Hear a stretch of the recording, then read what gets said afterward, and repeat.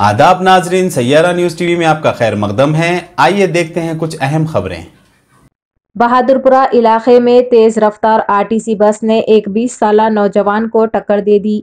Police के बमौजिब शोएबुद्दीन साकिन Falaknuma motorcycle पर तारबंद क्रॉस रोड से बहादुरपुरा की सिमत जा रहे थे कि इस वक्त आरटीसी बस ने टक्कर दे दी। मस्कुरा मोटरसाइकिल राह मुकाम पर हादसे पर ही जान बहक हो गए। पुलिस ने मुकदमा दर्ज करके नाश को उस्मानिया दवाखाने के मुर्दाखाना मुंतकिल कर दिया। ड्राइवर को हिरासत में ले लिया गया। इस हादसे के बायस मुकामी वाक़े पर मामूली तनाव पैदा हो गया।